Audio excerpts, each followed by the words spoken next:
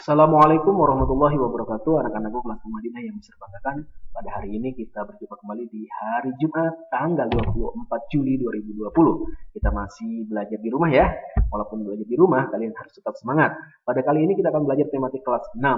Khususnya video ini untuk kelas 6 Madinah STT Alitkon.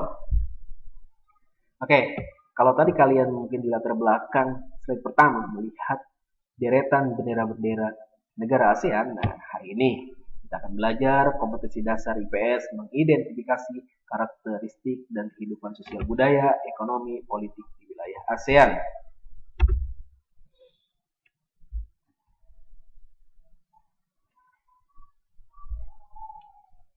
Sekarang, tahukah kamu bahwa padi tumbuh di hampir seluruh negara-negara Asia Tenggara? Kenapa ya kira-kira? Karena makanan pokok negara-negara di Asia Tenggara adalah beras.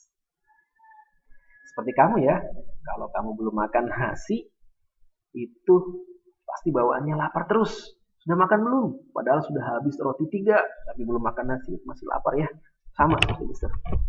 Oke, sekarang lihat logo negara apakah ini? Ini adalah organisasi negara-negara ASEAN. Kira-kira mirip apa ya logonya ya?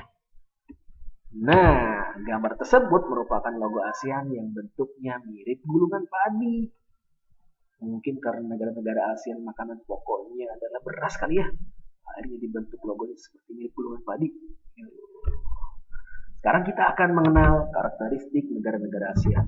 Tapi bisa ambil dari video channel YouTube ya. Dari CNBC Indonesia. Kalian bisa mengunjungi sendiri. Sekarang kita saksikan. Salah satu perkembangan terpenting di bidang politik dan keamanan. ASEAN created the ASEAN Regional Forum. ASEAN must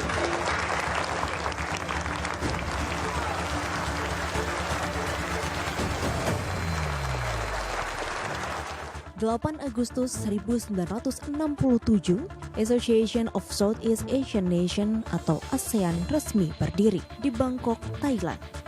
ASEAN adalah kelompok komunitas negara di kawasan Asia Tenggara.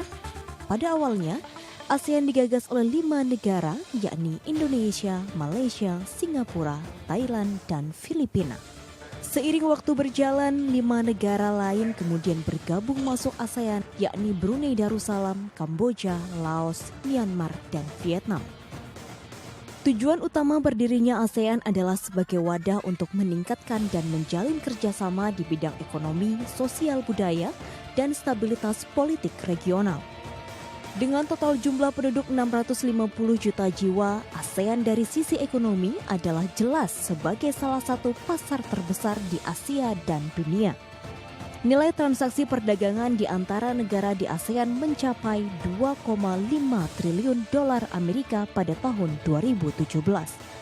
ASEAN juga merupakan salah satu kekuatan ekonomi terbesar di Asia, dengan total produk domestik bruto mencapai 2,7 triliun dolar Amerika Serikat pada tahun 2018. Untuk memperkuat kerjasama ekonomi, ASEAN pun meluncurkan cetak biru ASEAN Economic Community atau AEC. AEC merupakan ambisi negara-negara Asia Tenggara untuk memperdalam integrasi ekonomi, di antaranya global value change, dan menanggapi isu-isu perdagangan yang teranyar. Dari sisi politik, gesekan dan persinggungan di antara negara bertetangga di ASEAN memang wajar terjadi. Konflik dan polemik batas wilayah antar negara di ASEAN, baik perbatasan di darat dan di laut, masih kerap muncul ke permukaan. Setelah 52 tahun berdiri, ASEAN ternyata masih harus terus berjuang keras, menegakkan pilar yang menjadi penyangganya. Agar tujuan pembentukan komunitas ini tidak hanya sekedar menjadi simbol belaka, namun dengan jelas memberikan bukti pada perbaikan taraf ekonomi, sosial budaya, dan stabilitas regional.